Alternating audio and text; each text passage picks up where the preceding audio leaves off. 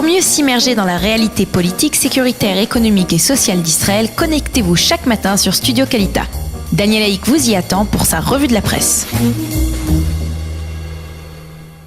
8h39 sur Studio Kalita, lors de la revue de la presse et des médias israéliens ce matin. Et tous les quotidiens, vous vous en doutez, les sites d'information et les médias reviennent largement en titre sur le discours prononcé hier soir par Binyamin Netanyahou à 20h. Un discours au cours duquel le Premier ministre a confirmé qu'il devenait ministre de la Défense et dans lequel il a promis de garantir la sécurité du pays avec autant de réussite. A-t-il dit qu'il a su restaurer en 2004 en tant que ministre des Finances l'économie israélienne et qu'il a su par la suite en tant que chef de la diplomatie israélienne faire d'Israël une véritable puissance nation courtisée par les plus grands pays au monde.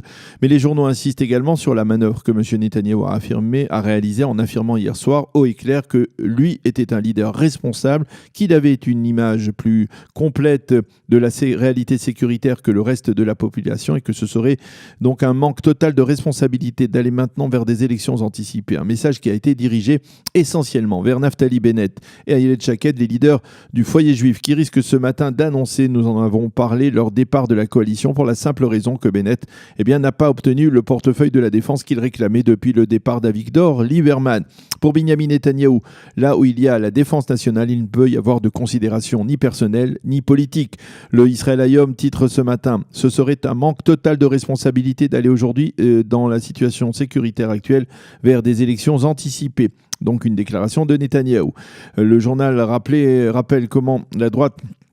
Le journal cite Binyamin Netanyahou qui a rappelé hier dans son discours comment la droite nationaliste avait elle-même fait chuter le gouvernement Shamir en 1992 et qu'ensuite c'était le gouvernement travailliste de Rabin qui avait été formé en perspective du processus d'Oslo. Le journal Israël Hayom estime également que M. Netanyahou devrait confier le portefeuille des affaires étrangères à un ministre du Likoud, mais il précise également que dans une sorte de geste d'apaisement, le Premier ministre a réinstallé au poste de vice-ministre de la Défense le Rav Eli Ben-Dahan du foyer juif qui avait été contraint de démissionner ou de quitter ses fonctions avec l'entrée en vigueur de la démission d'Avigdor Lieberman et Ben-Dahan qui est donc réinstallé au poste de vice-ministre de la Défense. Le Yediot Aharonot, lui, a choisi un titre, on va dire, plus sécuritaire parmi les propos tenus hier par M. Netanyahou. Nous vaincrons notre ennemi, mais ce sera au prix de sacrifices, a déclaré le Premier ministre. Dans une situation sécuritaire comme celle-là, on ne fait pas tomber un gouvernement. Et le Yediot Aharonot nous montre une photo de Bennett et Shaked en titre « C'est entre leurs mains ». Avant d'oser un pronostic, Bennett et Shaked quitteront le gouvernement et provoqueront des élections anticipées.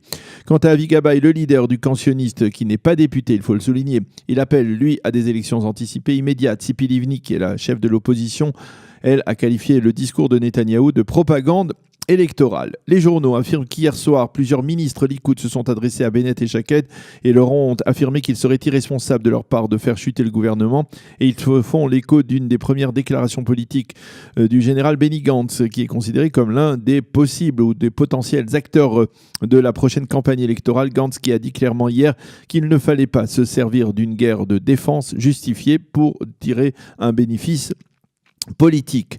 Alors qu'écrivent les éditorialistes dans les grands quotidiens de ce matin à propos des derniers développements dans la classe politique, Yehuda Schlesinger écrit ce matin dans le Israël Hayom: Netanyahou est persuadé qu'il a réussi à prendre Bennett et Shaked au piège.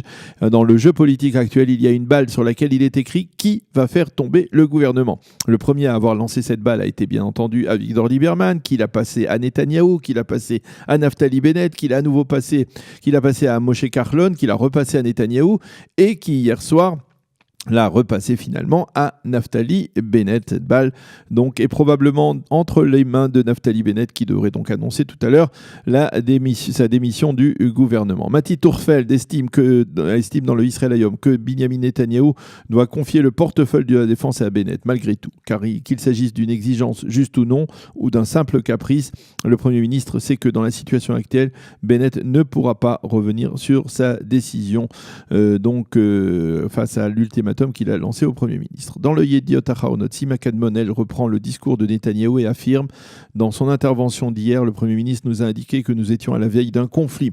puisqu'il était prêt à nous indiquer, presqu'il était prêt à nous indiquer le jour et l'heure du début des hostilités. Quant à Shimon Shifer, on peut dire le correspondant politique vétéran du Yediot Aharonot, l'un des plus expérimentés en Israël, il écrit ce matin, avant de quitter la salle où il a donné sa conférence de presse hier, Netanyahou a dit « Je m'en vais travailler ». En fait, pour Shifer, Netanyahou travaille surtout actuellement avec une équipe de conseillers à préparer sa réélection après une campagne électorale. Et le discours d'hier n'est rien d'autre qu'un discours électoral.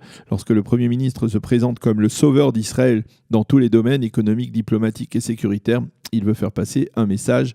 Rak Bibi Yachol, seul Bibi est capable de diriger ce pays, dixit donc Shimon Shifer. Quant à Yoaz Handel, qui fut un conseiller proche de Binyamin Netanyahou et qui est aujourd'hui un de ses opposants. Il écrit ce matin dans le Yediot Aharonot, si l'on amenait un touriste en Israël et qu'on lui montrait la liste des décisions et des actions politiques de Binyamin Netanyahou, eh bien, il affirmerait sans hésiter qu'il s'agit là d'un Premier ministre de gauche, dixit Yoaz Handel.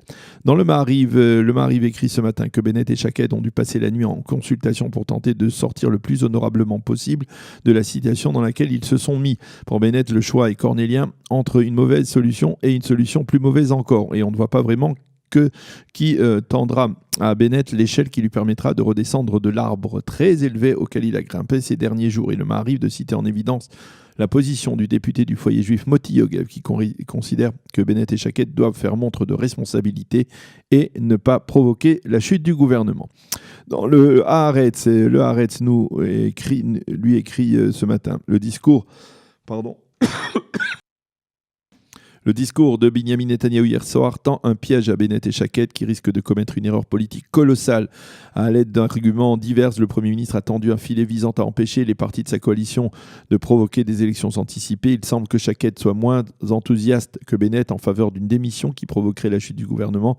Quant à Moshe Kahlon, eh bien, il indique le Haaretz, il semble s'assouplir après avoir obtenu le vote sur le réajustement du salaire et des pensions de retraite des policiers. Il est moins pressé de se diriger vers des élections anticipées. Enfin, les Hadashot de la télévision israélienne insistent sur le fait que Naftali Bennett et Ayelet Shaked ont critiqué il y a quelques jours Lieberman pour avoir quitté le gouvernement, alors que c'est précisément ce qu'il s'apprête à faire apparemment aujourd'hui.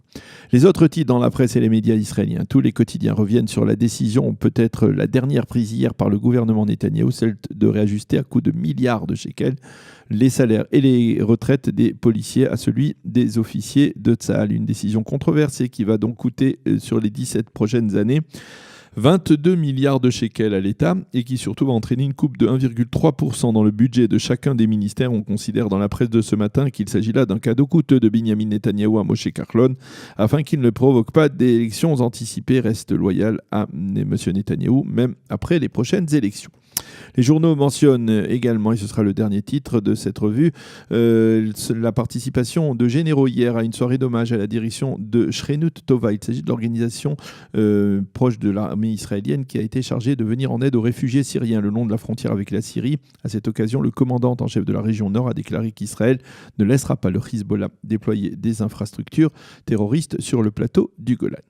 Voilà donc pour cette revue de la presse et des médias israéliens. Il est 8h47, nous allons marquer une pause et on se retrouve dans quelques instants au téléphone avec le député français, député de l'Assemblée nationale, Adrien Morenas, qui est député de La République En Marche et qui participe actuellement au sommet à la convention à Jérusalem des Smart et Safe City organisée par Elnet. Nous en avons parlé hier avec le directeur pour l'Europe d'Elnet, Arié Ben-Semoun, et nous essaierons de voir ce qu'attend ce député de La République En Marche, Adrien Morenas, de cette rencontre et de ce sommet.